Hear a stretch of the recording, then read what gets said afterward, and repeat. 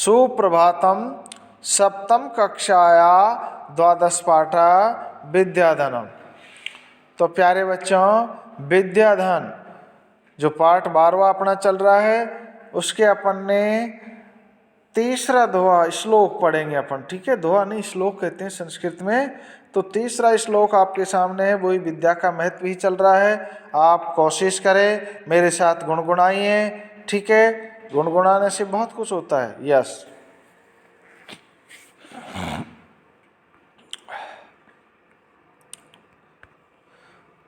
तो यहाँ से आप देखते चलिए, पुस्तक निकाल लीजिए अपनी और अंगुली रखते चलो।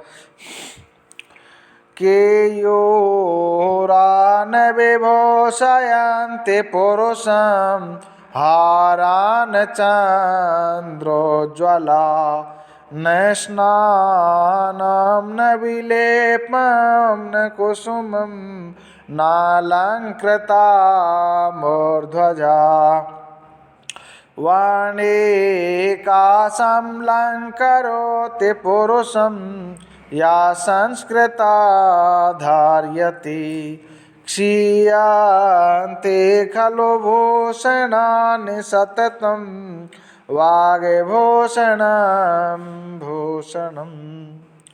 तो यहाँ भर्तृहरि कवि ने विद्या का महत्व समझाया है कि विद्या क्या चीज है। देखते चले प्यारे बच्चों।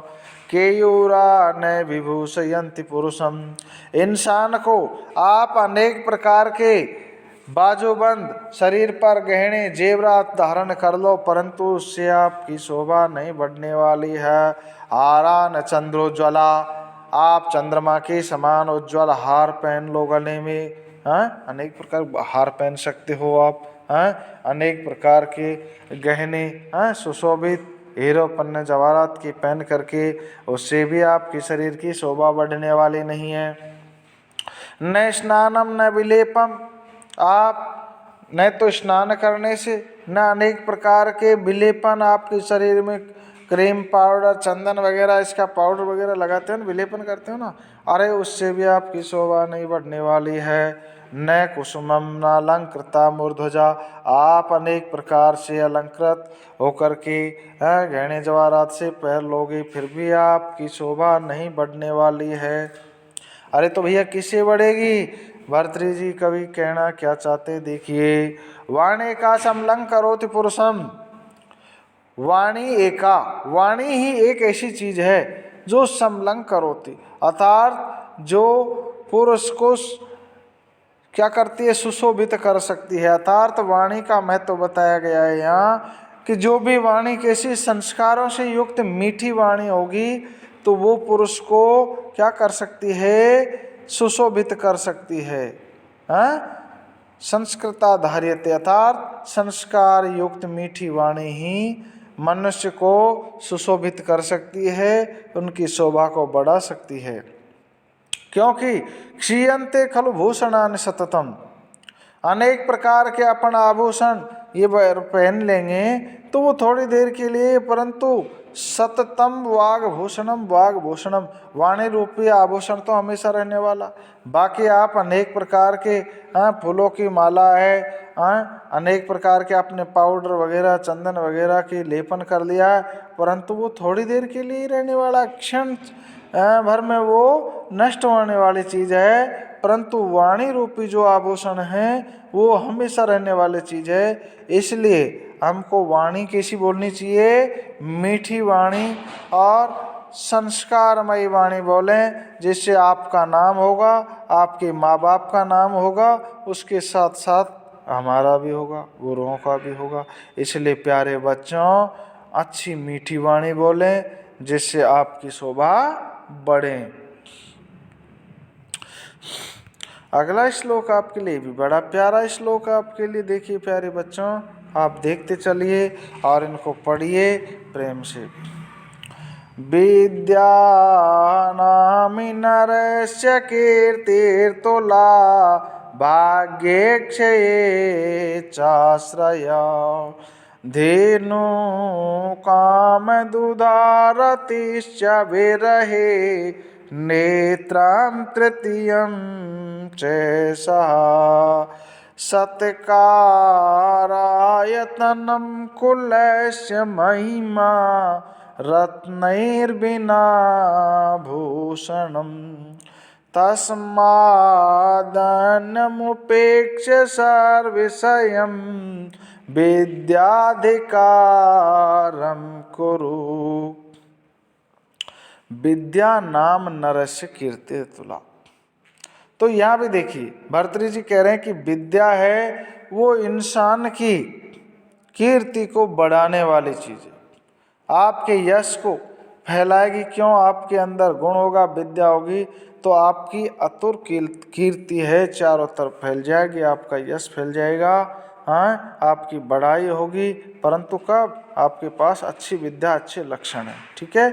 भाग्य क्षय चाश्रय, और भाग्य के क्षय होने पर, भाग्य के विपरीत होने पर चाश्रय, विद्या का आश्रय लिया जा सकता था। अर्थ विद्या है वो भाग्य के विपरीत होने पर भी हमको साथ देती है। धेनु काम दुधा रतिश्च विरहे तृतीय नेत्रम च सा। धेनु के समान, अर्थात काम धेनु जो इच्छा अनुसार फल देने वाली है, ऐसी विद्या रूपी जो धेनु है हमारी, हाँ, तो वो कैसी है? हमको कामनाओं को इच्छा अनुसार पूर्ति करने वाली है। विद्या है आप अनेक प्रकार से आपकी इच्छा अनुसार आप इसमें से इच्छा और कामनाओं को पूरी कर सकते हैं। ऐसी एक गाय के समान बताई गई है इसको। रतिश्च विरहे, आप अनेक प्रकार के रतिश्च रमण कार्य कर सकते हैं, तो वहाँ भी आपका विद्या है वो रति के समान कार्य करती है। विरहे, बिछोह में, बिछुड़ने पर भी आपका मतलब एक तरह से सहयोग करने वाली है। जैसे आपने अच्छे अच्छे कवियों की विरह वेदना सुनी होगी। कालिदास का मेघदूतम एक विरही क्या शास्त्र है, मेघदूत, ठीक है, खंड काव्य जिसको कहते हैं, उसमें पूरी विरह वेदना लिखी हुई है। तो उसके द्वारा भी आप मतलब अपने मन को लगा सकते हो। बुरे समय में भी क्या कर सकते हैं? विद्या के द्वारा इंसान अच्छी तरह से अपने समय को निकाल सकता है। नेत्रम तृतीयम च सा, और तृतीय नेत्र के समान है। विद्या किसके समान बताई गई है? तीसरा नेत्र, अर्थात ज्ञान रूपी चक्षु के समान है। जिससे शंकर भगवान के और अर्जुन के 3 नेत्र है ना, तो वो कौन सा? दिव्य नेत्र, या जिसको ज्ञान का नेत्र कह सकते हैं, उसके समान है विद्या। सत्कारायतनम कुलस्य, आपको आदर सत्कार दिलाने वाली चीज है तो वो है विद्या। कुलस्य महिमा, आपके कुल की महिमा को बढ़ाने वाली। रत्नैर्विना भूषणम, बिना रत्नों के, अरे बिना आप रत्न गहने पहने ही आपकी शोभा को बढ़ाने वाली है कौन? विद्या। तस्मात् अन्य उपेक्षे, आप और सबकी उपेक्षा करते हुए क्या करें? सर्व विषयम विद्याधिकारम कुरु, अन्य विषयों की उपेक्षा कर सकते हो परंतु विद्या रूपी धन है उस पर अधिकार करो। अर्थात विद्या आपके पास है तो सब कुछ है, नहीं तो आप जानते हो, और धन है, पैसे हैं, सुंदरता है, वो तो धीरे धीरे सब क्षीण होने वाली चीज़ है। परंतु विद्या आपके पास है तो वो हमेशा रहेगी।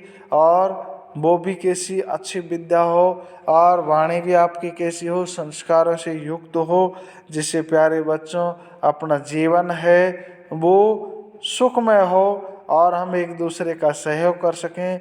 इसलिए विद्या धन कर अधिकार करो, विद्या पढ़ो, अच्छी तरह पढ़ो, तन मन से पढ़ो। आप अपना और अपने माँ बाप गुरुओं का नाम करें। ठीक है, कोशिश करोगे आप मेरी बात पर ध्यान देंगे। यस।